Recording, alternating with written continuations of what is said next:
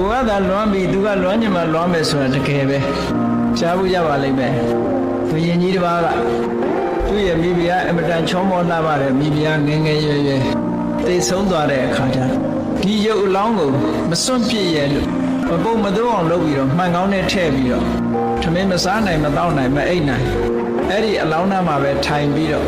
ဘုရင်ကြီးဟာတန်ကုန်ကိုတယူယူလုပ်ဘယ်သူကမှနားချလို့မရဘူးဒီသွားတဲ့ပုဂ္ဂိုလ်ဆိုတာပြန်ခေါ်လို့လည်းရတာမဟုတ်ဘူး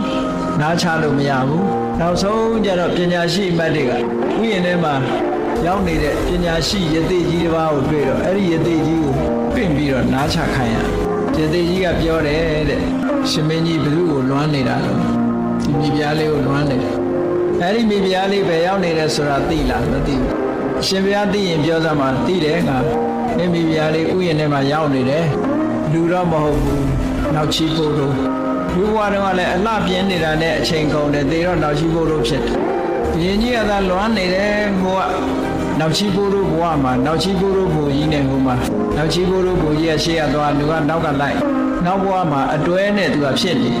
ဒီကကိုတော်မြတ်ကအလောင်းကိုမစွန့်နိုင်ဘူးတငုံကိုတို့ယူလို့ဒီသေးကြီးပြောစကားကိုမယုံအေးမယုံလို့ရှိရင်သူကိုယ်တိုင်ပြောရင်ရောယုံမလားလဲဆိုယုံမယ်ဒါဖြင့်သွားမယ်ဥယျာဉ်ရောက်တဲ့အခါကျတော့နောက်ချီဖို့တို့ကောင်တွေ့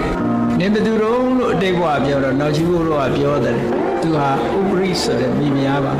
သေသွားပြီးတော့နောက်ချီဖို့တို့ဘဝရောက်နေတယ်ဟုတ်တယ်ဒါဖြင့်ဒီဘုရင်ကြီးကိုချစ်သလားလို့မေးတဲ့အခါကျဘုရားကတော့ချစ်မှာပေါ့အခုတော့သူတတိမရပါဘူးလို့ပြောဒါဖြင့်သူကတတိမရပါဘူးဆိုတော်သေးတယ်ဘာပြောတော့ဘုရင်ကြီးရဲ့လက်ချောင်းသွေးနဲ့တဲ့အခုသူနောက်ချီဖို့တို့အဖို့ရဲ့ခြေထောက်ကိုဆေးပေးခြင်းနဲ့အဲ့ဒီကြတော့ဘုရင်ကြီးစိတ်နာသွားချက်ချင်းပဲဟုတ်လားမှန်ကောင်းတဲ့အလောင်းထုတ်ပြီးတော့မိတ္တချို့ဖြစ်လိုက်ရှင်မိုးချိုးပျော်ပျော်ပါးပါးနေနိုင်တဲ့ဘဝရောက်သွား